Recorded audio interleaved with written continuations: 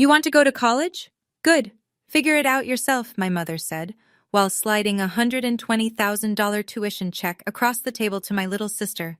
Same table, same dinner, same parents, different daughter. 9 years later, I stood in the back of my sister's wedding. A wedding paid for by the same parents who couldn't spare a dime for my future.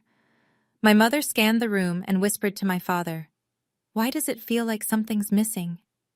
Before anyone could answer, the groom turned pale. He looked at me, then at Julia, then back at me, and he said one word that silenced 200 guests. What that word was, and what happened next, destroyed a wedding, a family's lie, and a 9-year silence, all in under 4 minutes. Before I go on, please take a moment to like and subscribe, but only if you genuinely connect with this story. Drop your location and local time in the comments. I'd love to know where you're watching from. My name is Paige Connelly. I'm 27 years old. And this is not a revenge story. This is a survival story that happens to end with justice. Now, let me take you back 9 years, to the dinner that changed everything. I grew up in a white colonial house on Maple Ridge Lane in West Hartford, Connecticut. 4 bedrooms, 2-car garage, a lawn my father mowed every Saturday like clockwork. From the outside, we looked like a family that had it together. From the inside, well, that depends on which daughter you ask. My mother, Donna Connelly, had a system. It wasn't written down anywhere, but everyone in the house understood it. Julia was the investment, I was the overhead. Julia got piano lessons, I got hand-me-down textbooks. Julia got a new dress for every school dance. I got told to make do with what you have, and my mother didn't hide it. She introduced us at neighborhood barbecues like a product line. "This is my daughter Julia. She's going to do great things." Then she'd gesture vaguely in my direction. "And this is Paige." No prediction, no pride, just a name. The refrigerator was the museum of Julia's life. Cheerleading photos, honor society certificates, a dried corsage from homecoming taped to the freezer handle, every inch covered. One morning, sophomore year, I stuck my honor roll certificate up with a magnet right in the center. By the time I got home from school, it was gone. The fridge was getting cluttered, my mother said, not looking up from her magazine. My father, Richard, was a different kind of problem. He wasn't cruel, he was absent. Emotionally, strategically absent. He'd catch me in the hallway sometimes, away from my mother's earshot, and squeeze my shoulder. "I'm proud of you, kid." 5 words. Always whispered, always when Donna wasn't looking. As if being proud of me was something that required secrecy. I told myself it would change when I got into college. I got in, with a scholarship that covered half. I just needed them to cover the other half. What happened at that dinner table is something I replay in my head to this day. May 2008. I was 18. Senior year was ending in 11 days, and I had a plan. I'd printed everything out: scholarship letter, tuition breakdown, a 4-year budget I'd built on a spreadsheet, income from part-time work, estimated expenses, the gap I needed them to fill. $62,000 over 4 years. I'd rehearsed my pitch in the bathroom mirror 3 times. Dinner was roast chicken. Julia sat across from me, scrolling her phone. My father cut his meat in silence. I waited until my mother finished her second glass of wine, then set the folder on the table. "I got into UConn," I said. "Half scholarship. I just need help with the rest." My mother didn't open the folder. "Paige, we've talked about this." "We haven't, actually. Not once." "You need to learn independence." She said it like a diagnosis. "The real world doesn't hand you things." I pointed out the obvious. "You're paying Julia's full tuition at Syracuse. Julia's situation is different." My mother folded her napkin. Precise. Unhurried. "She has potential that needs nurturing. You're more resilient." I looked at my father. He stared at his plate. His fork didn't move. He said nothing. Julia stirred her water glass. Didn't look up. Didn't say a word in my defense. Not one. "This discussion is over," my mother said. "If you want it bad enough, you'll find a way. That's what strong people do." I gathered my papers. My hands shook. I wouldn't cry in front of them. I wouldn't give her that. Later in the hallway, my father caught my arm.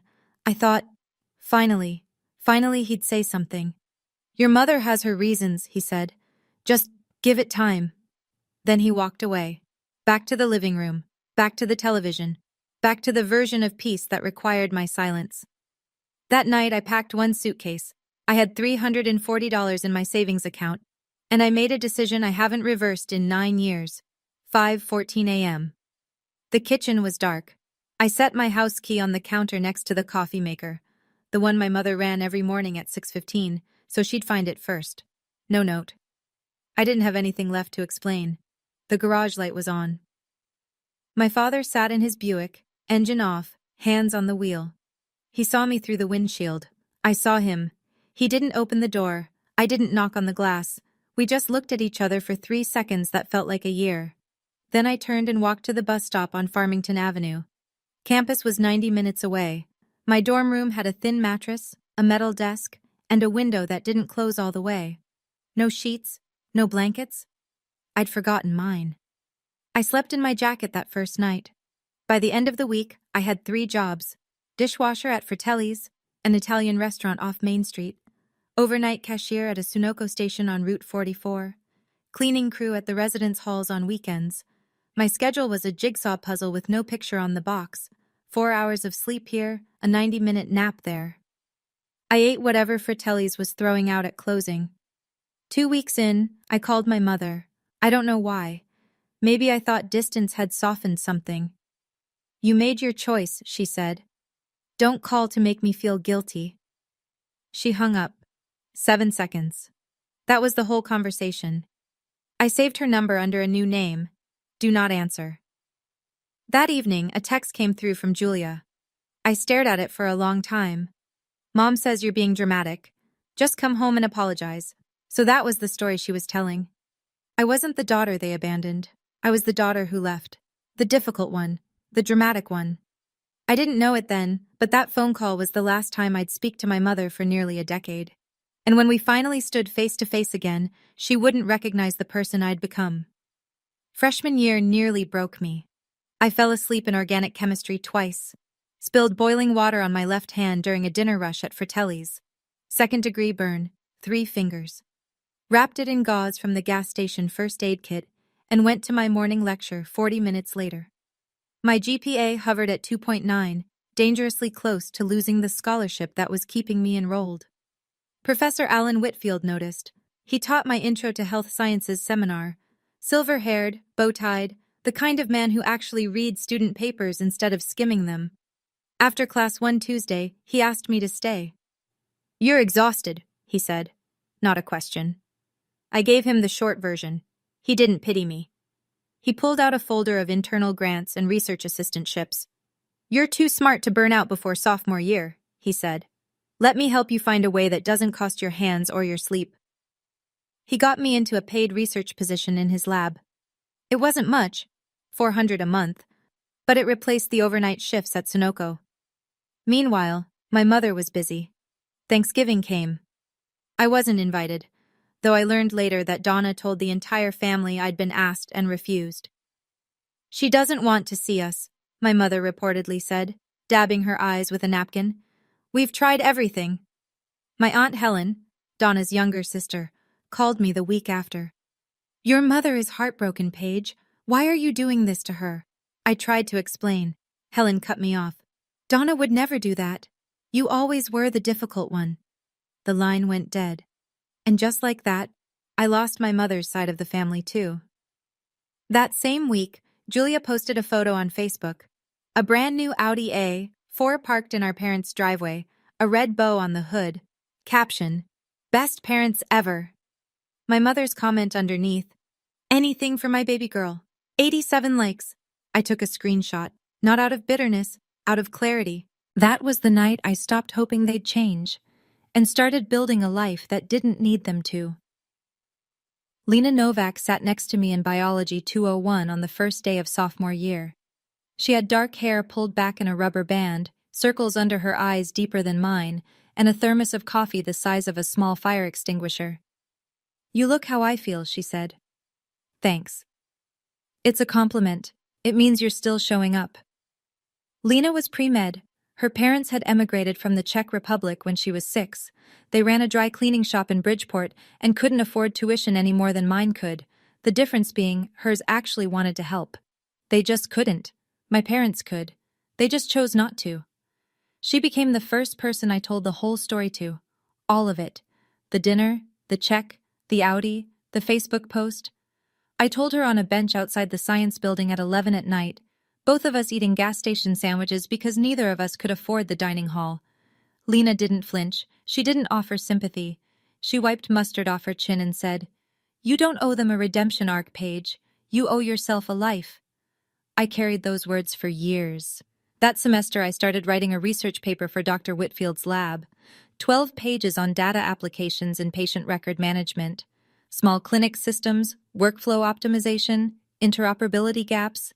I wrote most of it between midnight shifts, in the staff break room at Fratelli's, between loads of industrial dishes.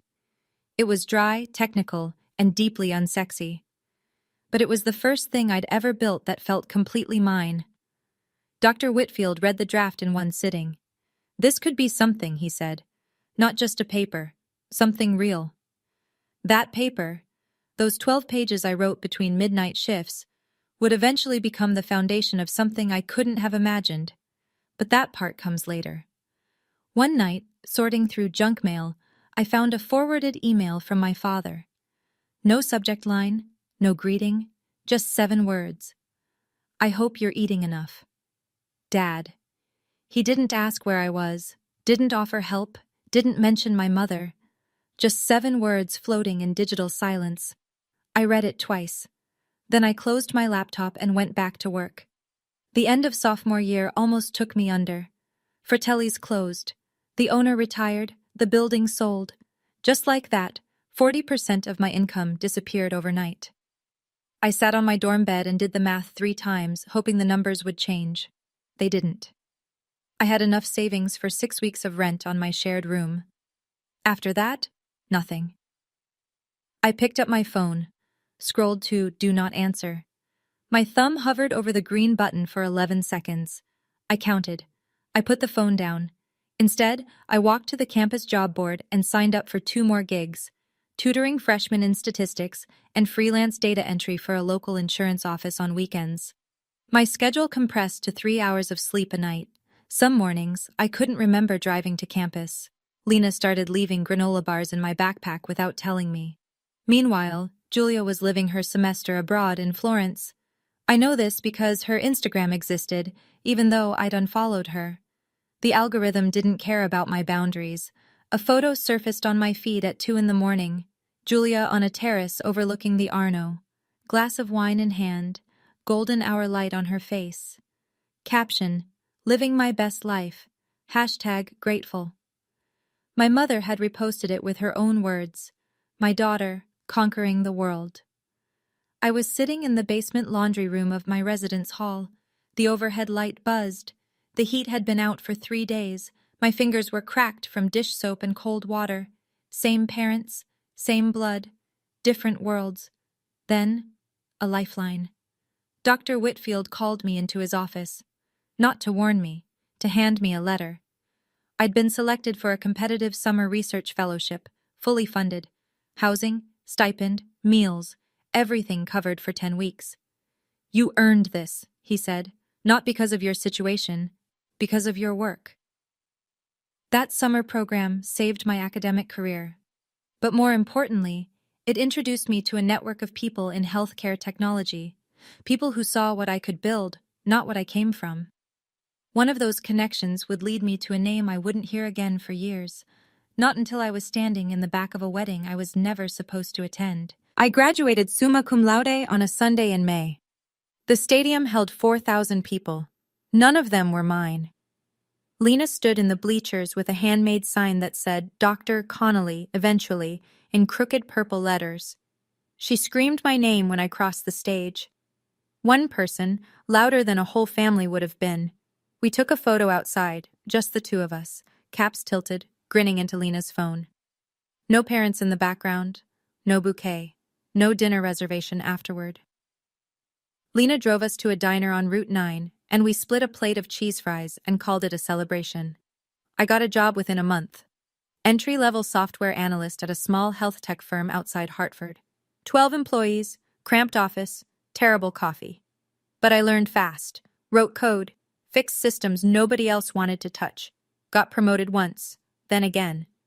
By 24, I was sketching something of my own on napkins and spreadsheets. A platform to manage patient data for small clinics, the ones too small for enterprise software, but too complex for paper records.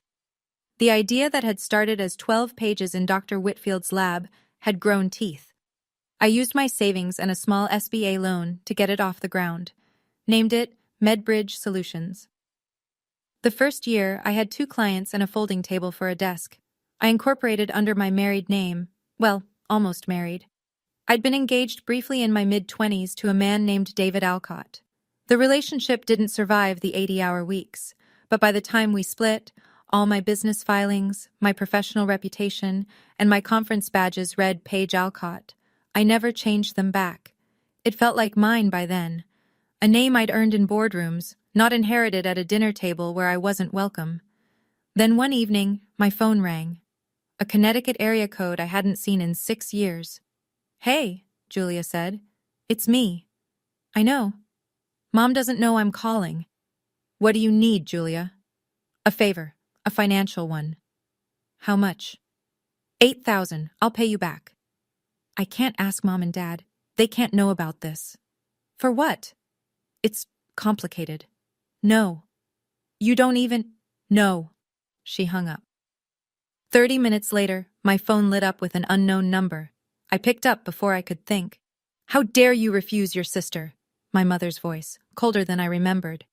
"After everything this family has done." I pressed the red button, set the phone face down on the counter, and stood there, replaying what Julia had said 30 minutes earlier. "Mom doesn't know I'm calling." So either my mother had suddenly developed telepathy, or my sister had lied to me within the first 5 seconds of our first conversation in 6 years. Some things never change. Made myself a cup of tea, and went back to work. I didn't know what the $8,000 was for, not then. But when I found out, years later in the worst possible way, it explained everything Julia had been hiding. Donna didn't take rejection quietly. She never did. Within a week, my phone started ringing.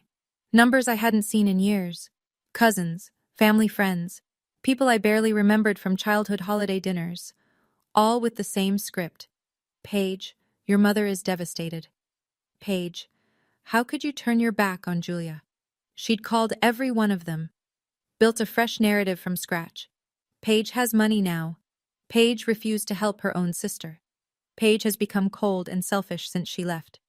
Aunt Helen called. "Your mother is crying every night because of you." "Did she cry when I was working 3 jobs at 18? "That was your choice." "Exactly. And this is also my choice. Goodbye, Aunt Helen." Then came the Facebook post.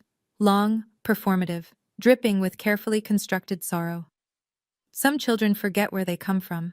A mother's heart can only break so many times. She didn't name me. She didn't have to. 142 likes. Julia's comment sat right at the top. "Love you, Mom.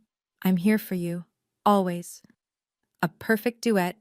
The devoted daughter and the wounded mother, staged for an audience that only ever heard one side. I saw the post. I didn't react. Didn't comment. I blocked both accounts, closed my laptop, and went back to debugging a client integration that was due in the morning. A few days later, Lena called me on her break from the hospital. She was halfway through her residency by then. "Hey, random question. Julia's LinkedIn says she's a senior healthcare administrator, but I looked her up on the state licensing registry last night. Nothing. No license, no record. Maybe she hasn't updated it? Or maybe there's nothing to update." I filed that away. I didn't think about it again. I was too busy building something real to chase someone else's lie. I could have fought back. Could have posted my own version, corrected the record, aired the receipts. But I had a company to build. And the best response to a false narrative isn't a counter-narrative. It's a life they can't edit. 26. 2 years after that phone call, MedBridge Solutions closed its Series A round. $4.2 million in funding, 28 employees, a real office in downtown Boston with actual desks and coffee that didn't taste like engine cleaner. I still drove a Honda Civic with a dent in the rear bumper, still lived in a one-bedroom apartment in Somerville. I didn't build this company to impress anyone, I told Lena when she asked why I hadn't upgraded. I built it because I had no safety net and no other option. That October, I was invited to speak at a healthcare technology conference in Chicago. 200 attendees, mostly hospital administrators and clinic operators. I presented MedBridge's platform, how it cut onboarding time for small practices by 60%, how it integrated with existing EHR systems without the enterprise price tag. Afterward, a man in a gray blazer introduced himself near the coffee station. Tall, confident handshake, direct eye contact. Marcus Webb. I'm CFO of Lakeview Medical Partners, a regional clinic chain. We're expanding. What you showed up there is exactly what we've been looking for. How many locations? I asked. 14, 22 by next year. That's a significant rollout. It is, which is why I want to talk numbers. Can we meet next month? We exchanged business cards. I wrote Marcus Webb, Lakeview Medical, follow-up November, in my meeting notes that night. Just a name. Just a potential deal. As I waited for my flight home at O'Hare, a notification popped on my phone. Julia Connelly has sent you a friend request on Facebook. She'd made a new account. The old one was still blocked. I stared at it for a few seconds, then tapped decline, and put my phone away. Marcus Webb. I didn't know he was about to become my sister's fiancé, or that our deal would detonate a lie my family had been building for 9 years. 6 months later, the deal with Lakeview Medical Partners was taking shape. Contract value, $2.8 million, easily the largest in MedBridge's history. My team had spent weeks on the proposal. Technical specs, implementation timelines, compliance documentation. Healthcare is heavily regulated, and every detail had to be airtight. As part of the deal, Lakeview wanted MedBridge to handle their credentialing module, the system that tracks staff licenses, certifications, and continuing education for regulatory audits. To build it properly, we needed their existing personnel records as sample data for implementation. My compliance officer requested the full staff roster with credentials listed. It was a technical requirement, not an investigation. Just data we needed to configure the system correctly. That part was routine. What wasn't routine was the envelope that arrived at my apartment on a Tuesday afternoon, cream-colored, heavy cardstock, gold embossing along the edges. I opened it standing at the kitchen counter, still holding my keys. Together with their families, Julia Connelly and Marcus Webb request the honor of your presence at their wedding. Rosewood Estate, Old Saybrook, Connecticut. Saturday, June 15th. 5 o'clock in the evening. I read it twice. Then I set it down and walked to the window and stood there for a while. Marcus Webb. The same Marcus Webb whose contract was sitting in my inbox. My sister was marrying my biggest client. I picked up the invitation again. A folded piece of notebook paper fell out from behind the RSVP card. The handwriting was shaky, slanted, small letters pressed hard into the paper. Please come. Dad. Not Donna, not Julia. Richard. He'd slipped it in like contraband. My father didn't know what I did for a living. He'd never asked, and I'd never told him. Our only communication in 9 years had been a 7-word email he never followed up on. He didn't send the invitation because he knew about Marcus or MedBridge. He sent it because, for all his failures, he still wanted both his daughters in the same room. I called Lena that night. My sister is marrying my biggest client. Silence. Does he know who you are? She asked. He knows me as the CEO of MedBridge, not as Julia's sister. Does Julia know? I don't think so. She has no idea what I do. So what are you going to do? I looked at the notebook paper. My father's handwriting. Shaky, small. The letters of a man who didn't have the courage to call, but couldn't stop himself from reaching. I'm going to go. I should have thrown the invitation away. Every rational part of me said, don't go. But my father's handwriting, on torn notebook paper, tucked behind an RSVP card like he was afraid someone would see, broke something in me I thought I'd sealed shut. I spent 2 weeks going back and forth. Lena said, if you go, go for yourself, not for them. She was right. She usually was. I decided to attend for 3 reasons. Closure, my father's note, and the fact that I needed one more face-to-face with Marcus before we finalized the contract. A wedding wasn't ideal. But nothing about this situation was ideal. I RSVP'd for two, myself and Lena, who insisted on coming. "You're not walking into that house alone," she said. "I didn't survive 4 years of med school to let you face Donna Connelly without backup." Meanwhile, the due diligence process churned along on schedule. My implementation team began running the credentialing data through our verification engine. It's a core feature of the platform, cross-referencing submitted credentials against state licensing databases and university registries. It's what the software does. It's literally the product we were selling them. The kind of paperwork that sits in someone's inbox for a week before anyone notices. The spreadsheet came back with 14 names. I scrolled through it at my desk, coffee in hand, not expecting anything unusual. Line 9, Julia Connelly, Healthcare Administrator, MS in Health Informatics, State University of New York. My stomach dropped. Not surprise exactly. Something closer to confirmation.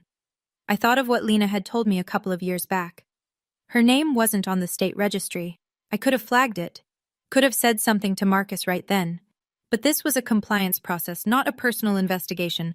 The protocol was clear. Verify every name on the list. No exceptions, no shortcuts, no favoritism, in either direction. I emailed my legal team. Fast-track the credential verification, the full list, standard procedure. I didn't single Julia out. I didn't have to. The process would find whatever there was to find. 3 days later, a preliminary note came back from our compliance officer. 3 names flagged for extended verification. Institutional responses may take 2 to 4 weeks. The wedding was in 18 days. The results might not arrive until after it. And I realized I wasn't just going to my sister's wedding. I was walking into a collision between 2 worlds she never expected to meet. I didn't ask which 3. I didn't need to. The wedding was in 18 days. The verification results would arrive in 14. And I realized I wasn't just going to my sister's wedding. I was walking into a collision between 2 worlds she never expected to meet. Rosewood Estate sat on 12 acres of rolling vineyard just north of the Connecticut shoreline. String lights hung in loops between old oak trees. White linen draped every surface. A string quartet played something soft and tasteful near the garden entrance. 200 chairs faced a flower-covered arch. It looked like a magazine spread. It looked like money. My parents' money. Lena and I arrived at 4:40. I wore a simple navy dress, hair down, no jewelry worth noticing. Lena wore black. "Moral support and funeral energy," she whispered. "Both apply."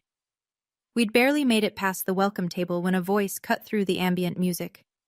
"I didn't expect to see you here." Aunt Helen. Champagne in hand. Same pinched expression she'd worn the last time she told me I was the difficult one. "I was invited," I said. "By whom?" "Does it matter? I'm here." She opened her mouth, closed it, then retreated toward a cluster of cousins near the bar. I watched her whisper something to 2 women I vaguely recognized. Both turned to look at me. Then my mother appeared. Donna Connelly moved through the crowd like a hostess at a gala. Champagne-colored dress, hair blown out, smile set to maximum wattage. She touched shoulders, kissed cheeks, laughed at things that weren't funny. When she saw me, the smile didn't drop. It froze. She crossed the lawn in 6 seconds and pulled me behind a trellis of white roses. "What are you doing here?" "Attending my sister's wedding." "You haven't been part of this family for 9 years. Whose choice was that?" Her jaw tightened. "Don't make a scene, not today." "I have no intention of making a scene, Mom." She studied me for 3 long seconds, reading me, calculating. Then she turned back to her guests, voice bright and warm as sunlight. "Paige decided to surprise us. How wonderful." She didn't touch me, didn't hug me, just folded me into her performance like a loose thread she needed to tuck away before anyone noticed. Then I felt a hand on my shoulder. I turned. My father stood behind me. His suit was a little too big. His eyes were red. He didn't say a word. He just pulled me into his arms and held on. 9 years. The first real embrace in 9 years. I went rigid for a moment. My body didn't remember how to receive this. Then I exhaled and patted his back. "Hi, Dad." He nodded into my shoulder, squeezed tighter. I felt Donna's eyes on my back the entire time my father held me. She wasn't angry that I came, she was afraid. I just didn't understand why. Not yet. Julia found me 10 minutes later. She came through the crowd in a cloud of white tulle and hairspray, her face cycling through emotions faster than she could settle on one. Shock, then calculation, then performance. She landed on performance. Paige! Oh my God, you came! She threw her arms around me in front of a dozen watching guests, her voice pitched high enough to carry. I've missed you so much! Her perfume was expensive. Her hug was hollow. She squeezed me like a prop, tight enough for the photos, loose enough to mean nothing. You look great, she said, stepping back, scanning me head to toe. Not warmth, assessment. Congratulations, Julia. Thank you. I can't believe you're here. Mom didn't tell me. She didn't know. A flicker of something crossed Julia's face. She recovered fast. My mother materialized at my elbow. Let's get you seated, Paige. Her hand closed around my arm, not gently, and steered me toward the back of the reception area. The table was tucked behind a pillar, near the catering entrance. Place cards for names I didn't recognize. People from Julia's office, plus ones without partners. The farthest seat from the head table. The farthest seat from the microphone. We didn't expect you, Donna said. So this was the only spot left. Lena sat down next to me and said nothing. She didn't need to. Her expression said everything. From the head table, my mother's voice carried across the reception as she introduced Julia to well-wishers. My daughter, the healthcare executive, she's done so well. We're so proud. My daughter, singular. A cousin leaned over to Donna. And Paige, what does she do these days? Oh, she's... A pause, a tilt of the head. Finding herself. You know how it is.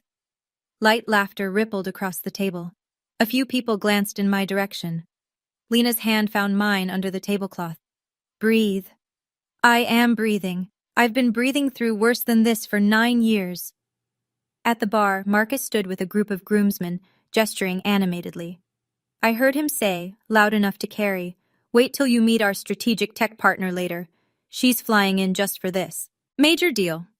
He was talking about me. He just didn't know it yet. The speeches began after the main course. Marcus's best man went first, charming, forgettable. Then Julia's maid of honor, a sorority sister who cried on cue, polite applause, glasses raised, the rhythm of a wedding doing what weddings do. Then my mother stood up. Donna Connelly took the microphone like she'd been born holding one. She smiled at the crowd, dabbed her eyes before she'd even said a word. The performance was immaculate. I want to talk about raising a daughter, she began. My fingers tightened around my water glass.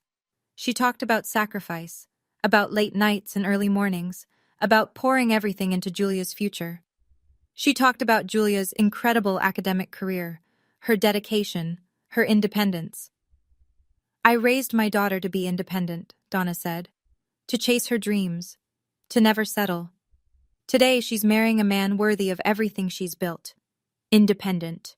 The word hit me like a slap, the same word she'd used to deny me everything. She continued, Julia is proof that when a family invests in their children, beautiful things happen. 200 people applauded. I didn't move. Lena's hand pressed harder against mine. Then Donna's gaze drifted across the room and landed on me. A pause, practiced, deliberate. And of course, we love all our children.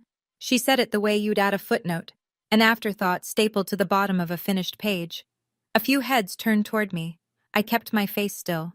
Donna wrapped up with a grand sweep. Why does it feel like something's missing today? Oh, I think it's because our family is finally complete again.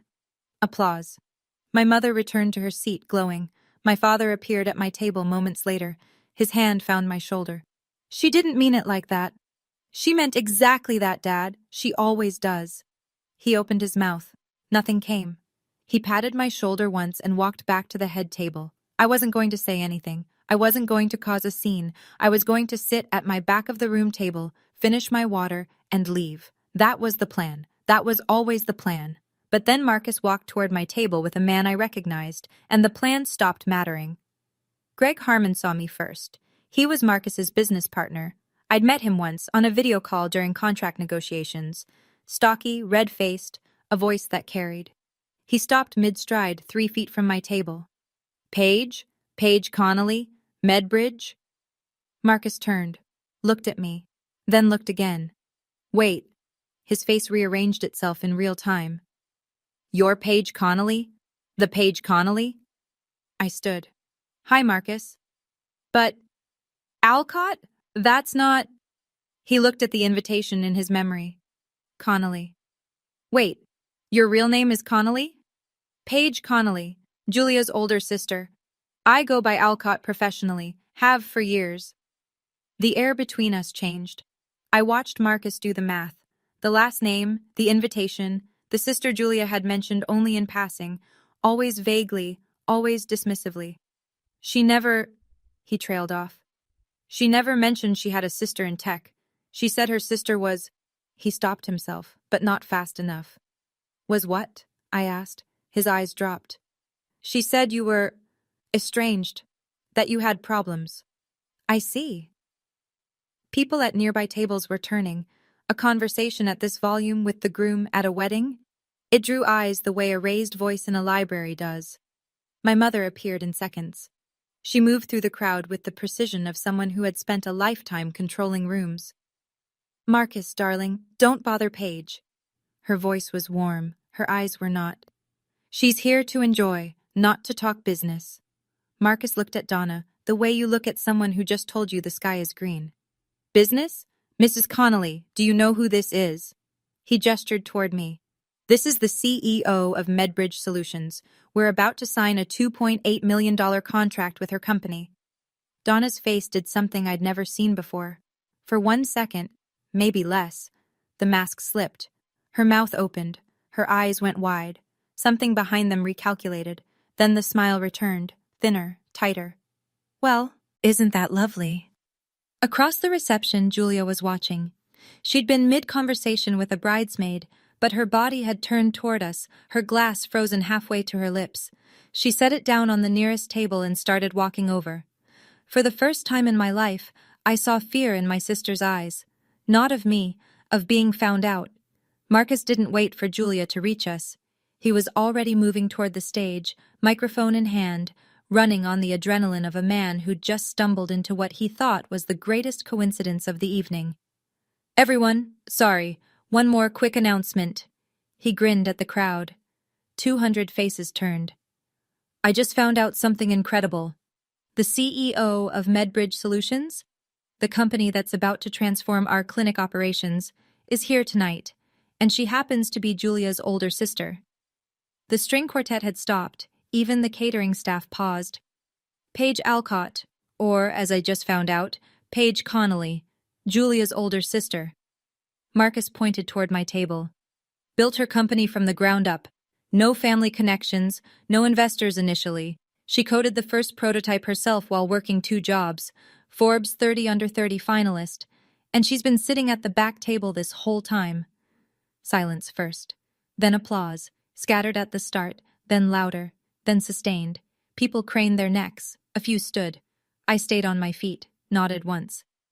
Thank you, Marcus. This is Julia's day. Let's keep the focus on the bride and groom. But 200 people were already doing what 200 people do. They were recalculating. I could see it on their faces. The whispers started immediately. Wait, that's the sister Donna said was finding herself? That's the one who left? Forbes? At the head table, my mother sat motionless. She was still smiling, but the smile had gone rigid. The kind of expression muscles hold when the brain behind them has stopped sending instructions. Julia stood frozen near the dessert table. Her bouquet dangled from one hand. And Aunt Helen, my mother's most loyal messenger, the woman who'd called me difficult twice in a decade, walked up to me with her face flushed pink. Why didn't you tell us? I did, Aunt Helen. I kept my voice level. 6 years ago, you said I was the difficult one. She had no answer for that. She stood there with her mouth half open, then turned and walked away. The status reveal was just the appetizer. The main course was still coming, and it had nothing to do with me. Julia reached Marcus before I did. I couldn't hear the words from where I stood, but I could read the body language. Julia's hands moved fast, explaining, deflecting, reshaping. Marcus's arms were crossed. His jaw was set.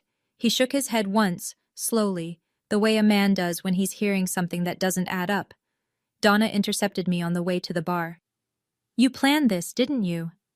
Planned what? Being successful? I looked at her. No, Mom, that was your idea, remember? Be independent. You came here to humiliate your sister. I came because Dad asked me to. Everything else, you built yourself. She stepped closer. Her voice dropped to a hiss. You always had to make everything about you. This is the first time in 9 years I've been in the same room as you. I didn't make a speech. I didn't ask for the microphone. Your son-in-law introduced me. Take it up with him. She turned and walked away. I watched her hands. They were trembling. 5 minutes later, Marcus appeared at my side. His phone was in his hand. His face was different now. The warmth from the announcement gone, replaced by something flat and controlled. Paige, can we talk? Not here. We stepped onto the balcony overlooking the vineyard. The sun was setting. The light was beautiful. It felt obscene given what was coming. My team sent me the due diligence report this morning, he said. I hadn't read it until just now. He held up his phone. Julia's name is on the credential verification list. I know. It says her master's degree from State University doesn't exist. They have no record of her completing any program. She enrolled but didn't finish sophomore year. I know. He stared at me. You knew? And you didn't tell me? The final verification came back yesterday morning. Saturday delivery to my compliance officer's email. She forwarded it to me 3 hours before I got in the car to drive here. I haven't had time to process it through legal yet, Marcus. I didn't even know how to begin that conversation. Hi, your fiancé's credentials don't check out. Also, she's my estranged sister. There's no playbook for this. His phone screen went dark. He stood there, both hands on the railing, staring at the vineyard rows below. 3 minutes of silence. The bass from the reception music thumped faintly through the glass doors. Then he said something I'll never forget. I'm going to ask her once, Marcus said, still gripping the railing. In front of everyone, because if she lies to my face one more time, in front of my family, my partners, then I'll know exactly who I almost married. Marcus, don't. I need to do this. He walked back inside. I followed 3 steps behind. I didn't want to be part of whatever was about to happen, but I couldn't look away either. Julia was standing near the cake table, talking to a bridesmaid with a smile that was working too hard. She saw Marcus coming and her smile brightened. Baby, whatever she told you, did you graduate from State? The bridesmaid took a step back. What? Julia laughed, a short, nervous sound. Of course I don't. Did you? Julia's eyes moved, left, right. She was scanning the room, calculating who could hear. Most of the tables within earshot had gone quiet. Can we talk about this later? You told me you had a master's. Marcus's voice wasn't loud. It was rigid, the kind of quiet that makes people lean in. You told your parents you graduated. You told my clinic you were certified. Donna materialized at Julia's side. Her hand found Julia's arm. Marcus, lower your voice. Did you know? He turned to Donna. Know what? My daughter graduated with honors. She didn't graduate at all, Mrs. Connelly. Marcus's voice cracked on the last word. She dropped out sophomore year. 200 guests. Total silence. Even the string quartet had stopped. The only sound was a wine glass someone set down too hard at table 6. Julia's face crumpled. The performance fell away all at once, like scaffolding collapsing off a building. Tears streaked her makeup. I was going to tell you. When? After the wedding? Marcus's jaw trembled. After I hired you into my company based on a resume you made up? Donna opened her mouth again, and Marcus spun toward her. Stop! Marcus held up one hand. Not loud, not a shout, but the single word landed like a door closing. Julia's mouth froze mid-sentence. The entire reception went still. He turned and looked at me, standing 10 feet away, silent, holding nothing, doing nothing. This person, his voice cracked. He pressed his fist to his mouth for a moment, steadied himself, then dropped his hand. This person is the only honest Connelly in this room. 200 people looked at me. I didn't speak. I didn't nod. I didn't need to. At the edge of the stage, my father stood alone. One hand gripped the back of a chair. He wasn't defending anyone. He wasn't speaking. He was crying. Silently, the way men cry when they've known for years and said nothing. Marcus walked off the patio and didn't look back. Greg followed him. A cluster of groomsmen trailed after, exchanging glances that said what no one would say out loud. This wedding was over. Julia sank to the ground. Her dress pooled around her like a deflated parachute, all that white fabric, all that money, settling on the flagstone. Two bridesmaids crouched beside her. One handed her a napkin.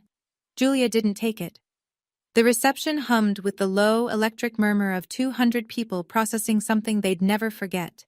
Chairs scraped, phones came out. Someone at a back table was already texting. My mother turned to me. Her composure was gone, not cracked, shattered. Her voice came out raw. Are you happy now? You destroyed your sister's life. I didn't raise my voice. I didn't step closer. I spoke clearly enough for the tables nearby to hear. Not because I wanted an audience, but because I was done having conversations in corners. No, Mom. Julia's lies destroyed Julia's life. My company's standard compliance process found the truth. That's not revenge. That's accountability. You could have buried it, her voice shook. You could have said nothing. And committed fraud? Risked my company, my employees, my clients for a lie? I shook my head. No, I won't sacrifice my integrity for this family's image. Not anymore. Something shifted in the crowd. I could feel it, the weight of perception tilting. A few relatives at nearby tables exchanged looks. Aunt Helen pressed her hand to her mouth. An older man I didn't recognize, someone from Marcus's side, nodded at me once. Just once.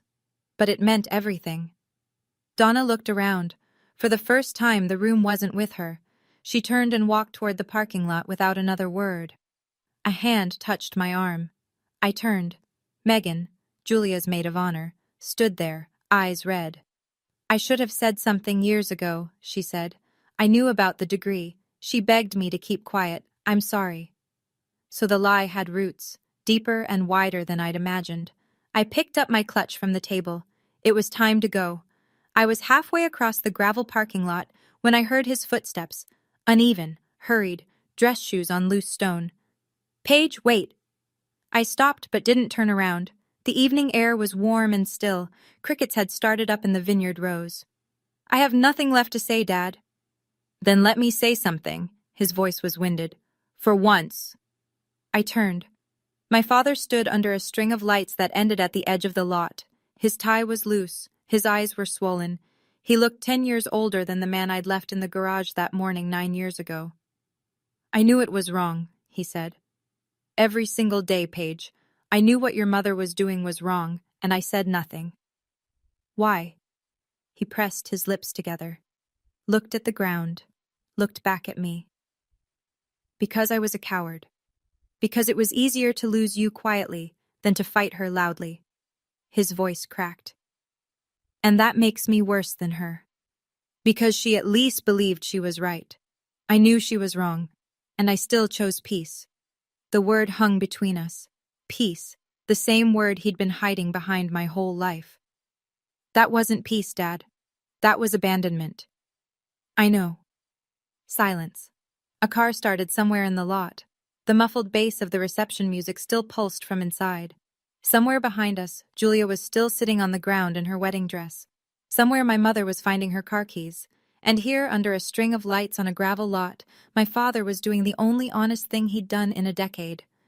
I don't hate you, I said, but I can't forgive you tonight. Maybe not for a long time. That's fair. I need to go. He nodded. Drive safe. 2 words. Simple, small. But they weren't an excuse this time. They weren't a deflection. For the first time in 9 years, my father said something to me that wasn't designed to end a conversation. It was an admission that he had no right to extend one. Lena was waiting by the car. She didn't ask what he said. She just started the engine. I didn't cry until we hit the highway. The fallout came in waves. The first wave was digital. Within 48 hours, my phone wouldn't stop buzzing. But for the first time in nearly a decade, The calls weren't accusations. They were apologies. Aunt Helen called on Monday morning. Her voice was different, lower, stripped of the righteous certainty I'd grown up hearing. Paige, I owe you an apology. I believed everything your mother told me. For 9 years. Every word. I was wrong. I thanked her. I didn't say it was okay, because it wasn't. My great-aunt Margaret, my grandmother's sister, the oldest living member of the family, sent me an email that night. 3 lines. Your grandmother would have been so proud of you. I'm sorry we weren't there. Please don't give up on all of us. The second wave was professional. Marcus's colleagues at Lakeview began verifying Julia's employment history. What they found matched what I already suspected. Julia had never held the title of healthcare administrator. She was a receptionist. A good one by most accounts. Personable, organized, well-liked. But the title on her LinkedIn, the credentials on her resume, the degree on the wall of her home office, none of it was real. Marcus emailed me Tuesday evening. Professional, controlled. The contract with Medbridge remains on track. Julia's situation is personal, and I won't let it affect our professional relationship. But I need some time before our next meeting. I hope you understand. I understood. The third wave was social media. Donna posted once, a long, tearful paragraph. My family is being torn apart by jealousy and lies. Pray for us. It was the same playbook she'd run for years, but this time the comment section didn't cooperate. What about Paige?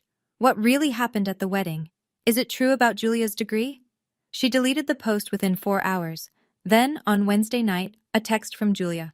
No preamble, no performance. I'm sorry, for all of it. I don't expect you to believe me. I read it 3 times. I didn't respond, not because I didn't believe her, because I didn't know what to say yet. Some messages need to sit before you know what they deserve. 2 weeks later, the consequences had stopped being whispers and started becoming facts. Julia was terminated from Lakeview Medical Partners. The HR department's review confirmed what Marcus already knew. She'd misrepresented her credentials on her employment application, a fabricated degree, a professional title she never held. Under Connecticut's at-will employment laws, that alone was sufficient cause, but it was worse than a simple firing. Because Julia had listed those fake credentials on paperwork submitted during a federal compliance audit the previous year, the clinic's legal team flagged it as a potential liability.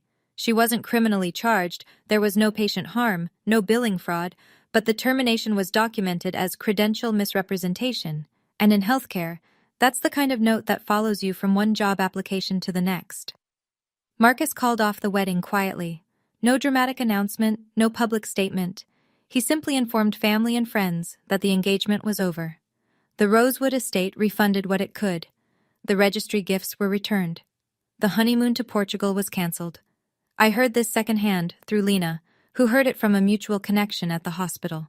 Donna's social circle, the one she'd spent 30 years cultivating, began to contract. Old friends stopped calling. Neighbors who used to drop by with casseroles kept their distance. Great-Aunt Margaret told me that at a family gathering the following month, Donna sat in the corner and spoke to almost no one. She looked like a woman who'd run out of script, Margaret said. The Medbridge contract with Lakeview went through on schedule. $2.8 million. My team handled the implementation over the next 6 months. Marcus and I kept things professional, cordial, efficient, separate from everything personal. He sent me flowers on Medbridge's 5th anniversary. The card read, "From one self-made person to another." Then, on a rainy Thursday, a package arrived at my apartment. Small, no return address, Connecticut postmark. Inside was a piece of paper I hadn't seen in 12 years. My honor roll certificate, the one my mother had pulled off the refrigerator when I was 15, the one that had vanished by morning. It was slightly bent at the corners, yellowed along the edges. A post-it note was stuck to the back in my father's shaky handwriting. It was never cluttered. It was always yours. He'd kept it, 12 years, in a desk drawer, hidden from my mother. The way he'd hidden every honest impulse he'd ever had. It wasn't enough. A piece of paper couldn't undo a decade. But I held it for a long time before I put it down. I didn't call anyone for a week. I needed the silence. Then, on a Sunday morning, I sat at my kitchen table with a mug of coffee and did what I should have done years ago. Not out of anger, not out of victory, but out of clarity. I set the terms. I wrote my mother an email, not a text, not a call, an email, because Donna performed best in real time, and I wasn't giving her a stage. Mom, I don't hate you, but I won't pretend anymore. You chose Julia not because she needed you more, but because she was easier to control. I was inconvenient because I asked questions. I'm not asking anymore. If you want a relationship with me, it starts with honesty, not a performance, not a Facebook post. Honesty. The ball is in your court. I hit send. I didn't reread it. She never replied. I wasn't surprised. Narcissists don't negotiate. They perform or they retreat. Donna retreated. I called my father the following evening. I'm open to staying in touch, I said, but on my terms. No more give it time. No more hiding behind Mom. If you want to be my father out loud. A long pause. I could hear him breathing. I'll try. Don't try. Do. Okay. It wasn't a grand reconciliation. It was a crack in a wall. Enough to let light through. Not enough to walk through. Not yet. As for Julia, I didn't reach out. Not because I hated her. Because I wasn't ready.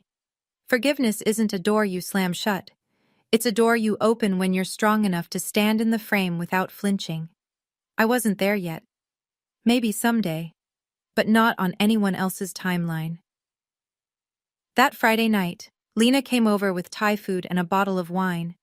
We sat on my living room floor, containers spread between us, and she raised her glass. To the family you chose. I smiled. For the first time in this whole story, a real one. To the family I chose. There's a question people ask me, not often. But when they hear pieces of my story, at a conference or over dinner, or in one of those late-night conversations that go deeper than you planned, they ask, do you feel vindicated? I'm sitting in my office right now. It's early, 6:30, before anyone else gets in. The Boston skyline is turning orange through the window. 28 desks out there, 28 people who'll walk in within the hour, each of them building something that matters. This company started as 12 pages in a professor's lab and a girl who couldn't afford her own dorm sheets. And no, I don't feel vindicated. Vindication implies I needed them to be wrong for me to be right. I didn't. I just needed to be free. For years, I measured myself by a scale my mother built, a scale designed so that I would always come up short and Julia would always shine. It took me a long time to realize the scale itself was broken. Not me. I started therapy 3 years ago. Twice a month, Wednesday evenings, with a woman named Dr. Russo, who has a way of asking questions that make you sit in silence for a full minute before you can answer. I used to think therapy was a sign of weakness, something you needed only if you couldn't handle your own problems. Turns out, it's the opposite. It's the hardest thing I've ever done. Harder than building MedBridge, harder than sleeping 3 hours a night, harder than walking into that wedding. My mother's voice still plays in my head sometimes. Resilience is a gift, Paige. She said it to justify leaving me with nothing. She meant it as a weapon. But she was right about one thing. Resilience is a gift. She just didn't give it to me. I forged it myself, in late-night kitchens and early-morning classrooms and a dorm room with a broken window, and nobody, not her, not anyone, gets to take credit for that. Here's where everyone is now. My mother still lives in the house on Maple Ridge Lane. She posts on Facebook less frequently, once or twice a month, where it used to be daily. The posts are shorter, no more long paragraphs about sacrifice and motherhood, mostly photos of her garden. Aunt Helen told me Donna joined a book club but quit after 2 meetings because the women asked too many personal questions. She hasn't reached out to me. I don't expect her to. Some people would rather lose a daughter than admit they were wrong. I've made peace with that, not because it doesn't hurt, but because waiting for her to change was hurting more. My father calls me every Sunday, 5:30 in the evening like clockwork. The calls last 5 to 10 minutes. He tells me about the weather, about the neighbor's dog, about a documentary he watched. He never mentions my mother. I never ask. It's not enough, but it's something. And after 9 years of nothing, something feels like a lot. He's trying. I see that. I'm not sure trying is enough, but he's doing it out loud, and that's the part that matters.